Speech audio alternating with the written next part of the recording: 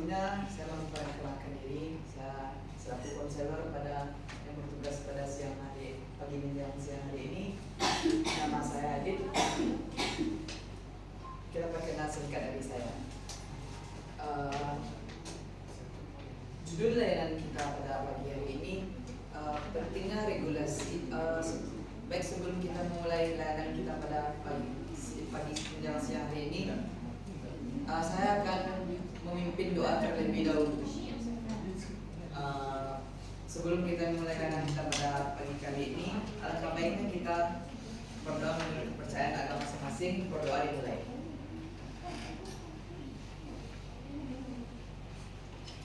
Berdoa selesai. Baik, tema kita pada pagi kali ini pentingnya regulasi diri di masyarakat. Tujuan saya memberikan layanan pentingnya regulasi di masyarakat untuk para pemuda-pemudi atau ibu dan bapak yang hadir pada pagi kali ini mampu mengelola emosi, pikiran, dan berperilaku dengan semestinya.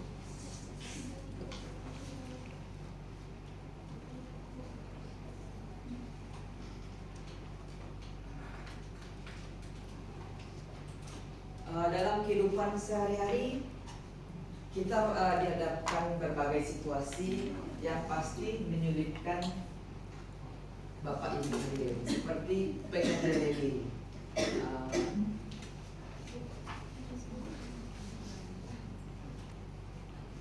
baik itu mengambil keputusan dengan benar, kemampuan mengelola emosi, dan berperilaku dengan baik. Pengenalan tentang mungkin bapak di sini bapak ibu sudah mengetahui apa itu tentang regulasi diri. Di sini sudah ada yang tahu? Baik, pengenalan singkatnya tentang regulasi adalah kemampuan seseorang untuk mengelola pikiran, emosi, dan perilaku mereka agar tetap sesuai dengan tujuan dan nilai yang dimilikinya. Ini mencakup kemampuan untuk menunda kepuasan sesaat demi tujuan jangka panjang, tetap tenang dalam kondisi stres, serta membuat keputusan yang bijak meskipun dalam tekanan.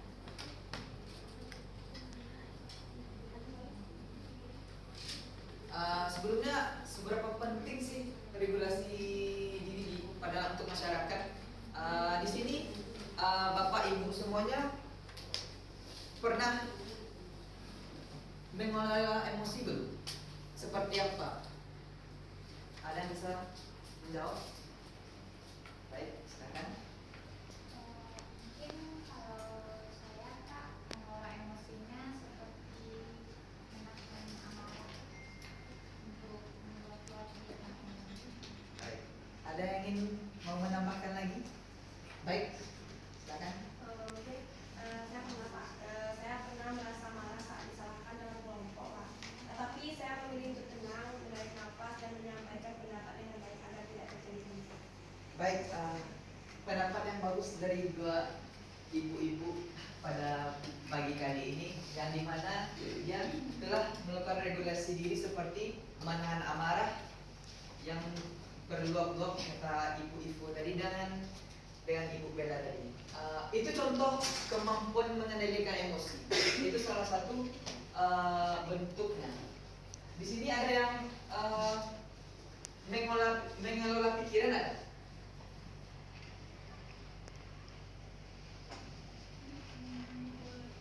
Ya. Kemampuan mengelola pikiran. Baik, silakan. Saya cukup baik untuk mengelola pikiran, di mana saya berusaha untuk berpikir yang positif. Jadi kalau saya berpikir yang positif, nanti sehari-hari saya juga teratur dalam yang positif, tidak menjauhkan pikiran-pikiran negatif seperti overthinking, anxiety, dan lain sebagainya. Baik, mungkin ada yang mau menambahkan dari Ibu Mutia? Baik, bagus dari jawaban dari Ibu Mutia. Ibu Mutia telah mampu mengelola pikiran dari overthinking yang berlebihan, salah satunya. Baik, mungkin di situ pengenalan tentang regulasi diri. Pada slide yang kedua, mungkin pentingnya regulasi diri pada masyarakat. Yang pertama, meningkatkan kesehatan mental. Di sini ada yang tahu kenapa regulasi diri itu penting di masyarakat, dan salah satunya untuk meningkatkan kesehatan mental. Di sini ada yang mau menjawab? Baik, jika tidak ada mungkin saya jelaskan. Di sini meningkatkan kesehatan mental, di mana orang yang mampu mengendalikan atau mampu melakukan regulasi diri, ia cenderung mampu menekan emosi negatif pada dalam dirinya, seperti stres, kecemasan itu tidak akan mengalahkan pada dirinya. Baik, di sini mungkin ada yang paham tentang materi yang pertama dengan meningkatkan kesehatan mental. Ada yang mau menambahkan? Apa bapak ibu mengerti tentang materi yang pertama meningkatkan kesehatan mental? Paham. Baik, kita lanjutkan pada materi yang kedua, membangun hubungan yang sehat. Di sini ada yang tahu nggak membangun hubungan yang sehat itu? Ada Pak. Baik, silakan Dinda. Yaitu Pak, membangun hubungan yang sehat dalam regulasi diri pada masyarakat, yaitu adalah kemampuan untuk mengelola emosi atau perilaku dan pikiran, mungkin individu berinteraksi dengan yang lebih baik, menyelesaikan konflik atau masalah secara konstruktif, dan membangun rasa percaya, Pak. Baik, bagus. Di sini ada yang menambahkan dari Ibu Dinta tadi dengan membangun hubungan sehat. Kan di sini ada yang mau membantu menambahkan. Baik, jika tidak ada mungkin saya jelaskan. Baik, terima kasih Ibu Dinta atas jawabannya. Membangun hubungan sehat, benar yang katakan tadi, yang dimana membangun hubungan sehat itu orang yang cenderung yang bisa melakukan regulasi diri pada dirinya itu mampu membangun hubungan sehat, seperti saat berkomunikasi dengan lawan bicaranya, ia mampu mendengarkan lawan bicara tanpa memotong kata dari lawan pembicara. Itu akan menyebabkan komunikasi yang efektif dan tidak akan memicu konflik atau kesalahpahaman tentang apa yang dikatakan lawan bicara. Baik, yang ketiga, mengurangi perilaku impulsif. Baik, di sini ada yang mengerti? Ada yang mau menambahkan apa itu mengurangi perilaku impulsif? Baik, Bu Mutia. Baik Pak, untuk fenomena ini mengurangi perilaku impulsif, menurut saya kan kita sudah bisa regulasi diri, pengendalian diri. Jadi kita dapat mengurangi perilaku impulsif, di mana kan impulsif ini kan tindakan yang tidak terduga, Pak. Kalau kita sudah mampu mengendalikan ada apa dalam diri kita, nanti kita sudah memikirkan apa dampaknya yang kita lakukan. Jadi kalau kita sudah bisa menahan dan mengorganisasi diri kita dapat mengurangi perilaku impulsif atau tiba-tiba tersebut. Baik, mungkin ada yang mau menambahkan dari Bu Mutia? Ada yang mau menambahkan? Baik, kepada Bapak. Mungkin saya akan menambahkan tentang mengurangi perilaku impulsif, regulasi diri pada masyarakat. Mungkin mengembangkan kesadaran diri untuk menyelesaikan kesadaran diri tentang pikiran, perasaan, dan perilaku dapat membantu mengurangi perilaku impulsif. Baik, terima kasih Bapak Dayat dan Ibu Mutia. Jawaban yang bagus. Sedikit saya tambahkan, mengurangi perilaku impulsif itu seperti perilaku yang tiba-tiba tidak sesuai atau perilaku yang spontan tidak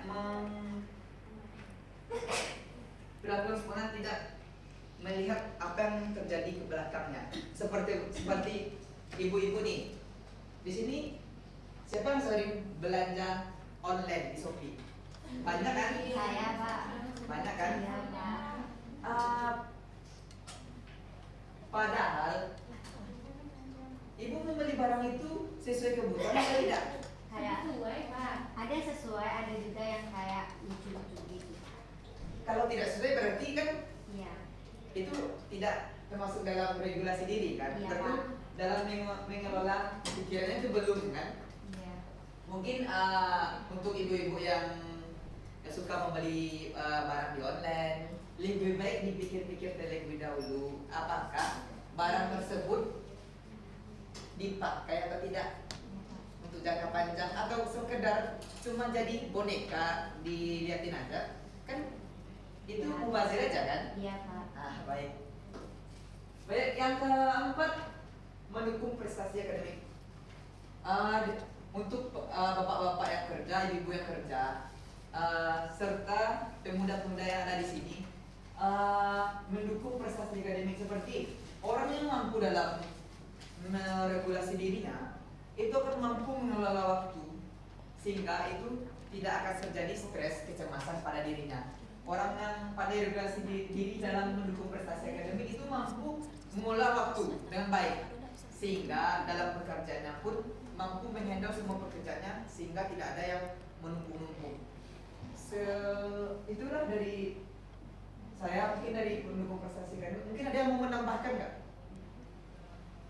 Ada yang mau mencurahkan pendapatnya tentang mendukung prestasi akademik? Ada nggak di sini?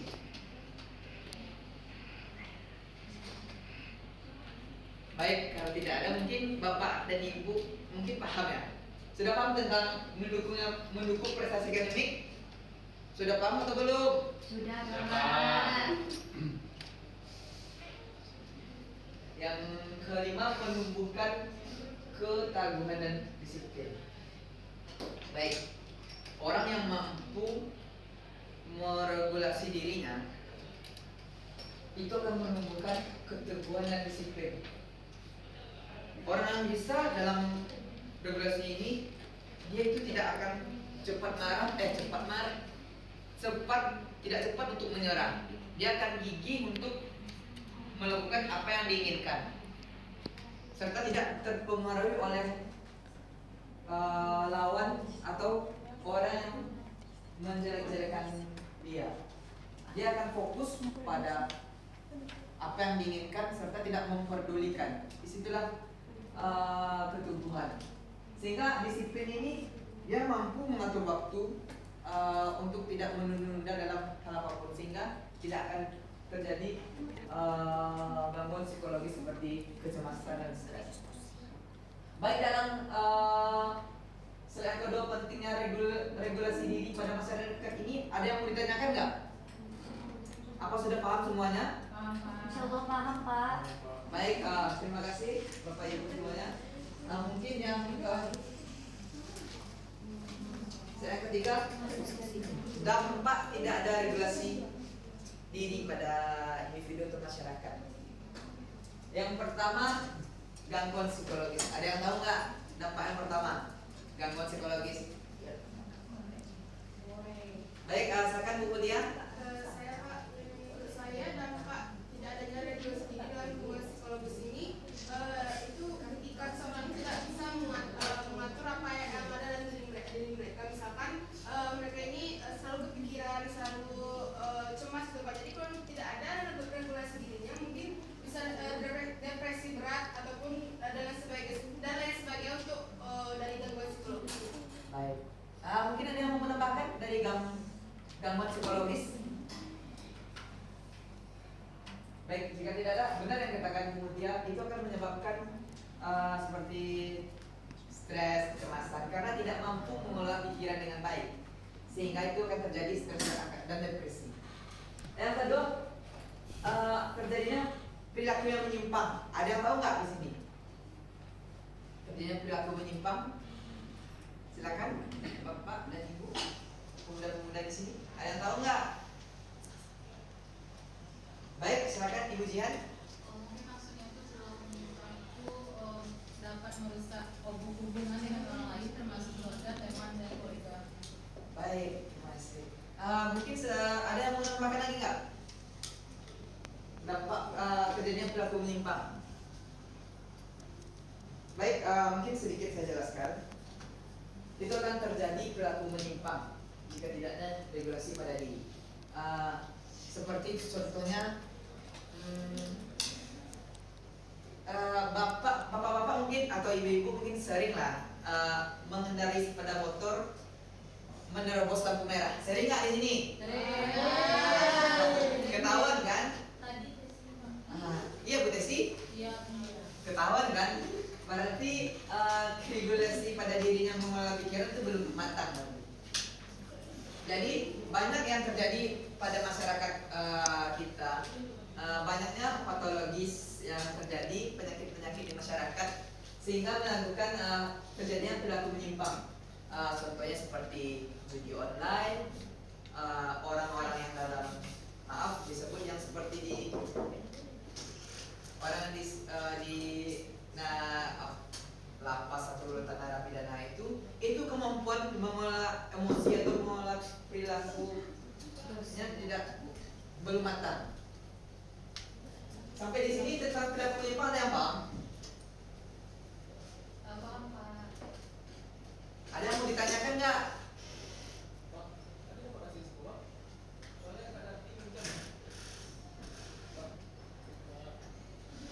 Di sini ada yang mau ditanyakan nggak tentang perilaku menyimpang, dampak dari regulasi tidak ada? Di sini sudah paham semuanya? Baik, mungkin yang ketiga dampaknya konflik dan kesulitan dalam mencapai tujuan. Ada yang tahu nggak konflik? Kerjanya konflik jika tidak ada regulasi pada dirinya. Baik, silakan Bu Mutian. Menurut saya Pak, untuk poin ini konflik dalam kesulitan mencapai tujuan ini, misalkan dia ingin menabung untuk Pak untuk membeli rumah, tapi dia tidak ada regulasi dirinya, pertanian dirinya untuk belanja gitu Pak. Kayak Bapak terangkan tadi bisa belanja online dan segala macam, jadi dia kayak distract ibaratkan Pak untuk hal dalam menabung, jadi dia sulit dalam mencapai tujuannya Pak karena dia tidak ada pengenaan dirinya untuk belanja terus, jadi dia terhambat dalam mencapai tujuannya. Oke. Baik, jawabannya bagus dari Bu Mutia, yang dimana dia mengatakan bahwa konflik yang terjadi pada dirinya atau tingkat emosional, bahwanya dia ingin membeli rumah tapi dengan hobinya dengan membeli barang-barang online shop, sehingga itu tidak terwujudkan apa yang diinginkan. Betul kan Bu Mutia? Betul Pak. Di sini ada yang mau ditanyakan lagi atau ada yang mau menambahkan nggak tentang konflik dan kesulitan dalam mencapai tujuan? Apa sudah mengerti semuanya tentang konflik dan kesulitan dalam mencapai tujuan? Baik, mungkin di slide terakhir. Sebelumnya izin ya Bapak Ibu, saya sebagai adik di sini mau minum terlebih dahulu ya. Baik.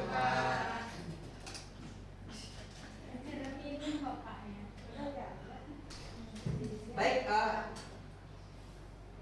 yang materi yang terakhir mungkin strategi dalam pengembangan regulasi diri. Meningkatkan kesadaran diri, mengelola emosi dan kenali reaksi dari diri. Ada yang tahu nggak? Di sini tentang mengelola emosi, kenali reaksi dari diri.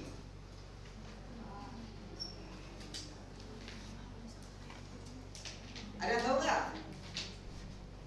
Ayo.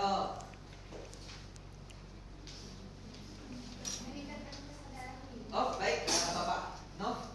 Baik, terima kasih Pak.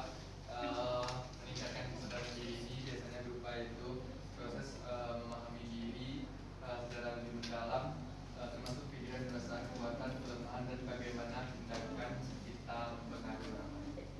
Baik, ada yang mau menambahkan lagi?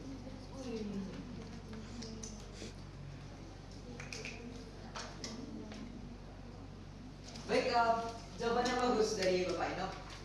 Sedikit saya tambahkan mengolah emosi. Jadi gini, apabila saat kita menghadapi suatu kendala atau dalam seperti marah, kita harus kenali reaksi dari kita. Apa yang kita keluarkan dari emosi marah?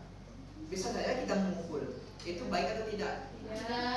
Nah, itu poin utamanya. Lanjut. Latihan pernafasan. sesuai dengan emosi. Orang yang mengalami emosi marah itu cenderung meluapkan emosinya. Nah, jadi ini strategi untuk melakukannya. Yang pertama, mungkin latihan pernapasan. Tahu nggak seperti apa latihan pernapasan? Ada yang mau mempraktekannya nggak? Baik, jika tidak ada mungkin semuanya ikuti saya ya. Latihan pernapasan itu hirup nafas, tarik nafas, tahan, lalu hembuskan. Gimana rasanya? Beda Pak. Itu harus dilakukan untuk mengatasi kalau kita sedang marah. Iya Pak. Yang keempat, evaluasi diri. Strategi untuk mengembangkan regulasi diri.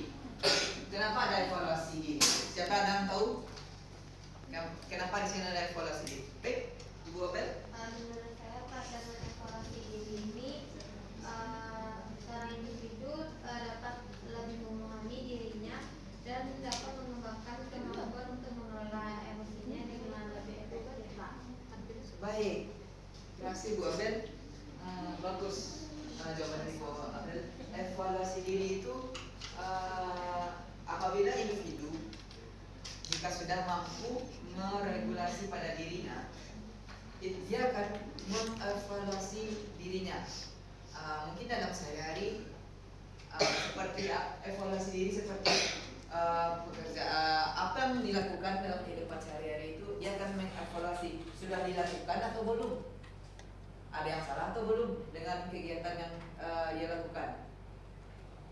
Makanya penting untuk mengevaluasi diri untuk pada setiap individu. Yang terakhir mungkin berikan jeda sebelum merespon sesuatu. Di sini ada yang tahu nggak? Berikan jeda sebelum merespon sesuatu. Ada yang mampu menjawab berikan jeda sebelum merespon sesuatu? Baik, jika tidak ada mungkin saya jelaskan. Berikan jeda sesuatu.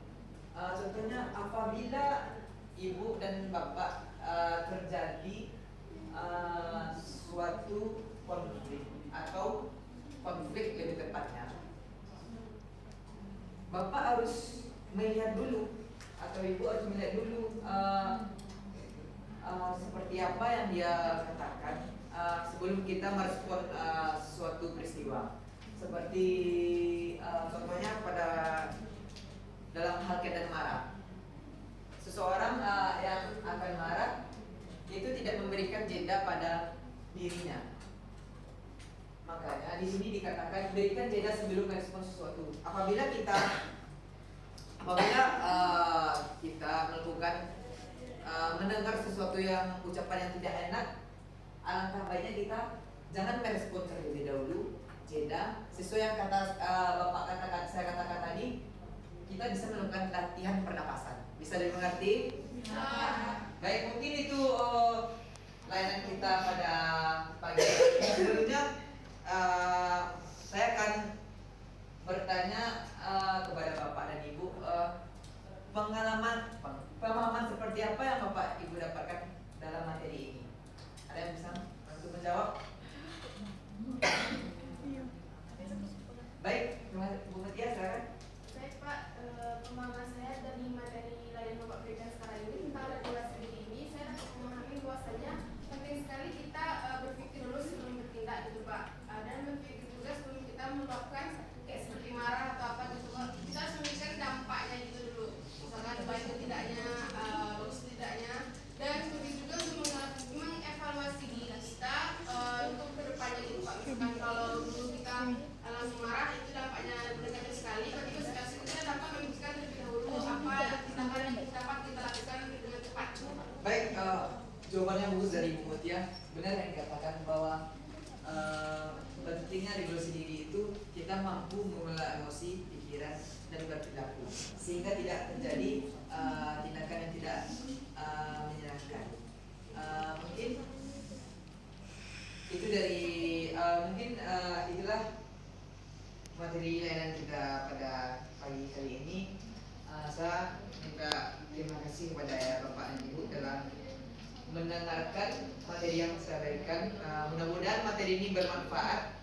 Saya ucapkan terima kasih. Wassalamualaikum warahmatullahi wabarakatuh.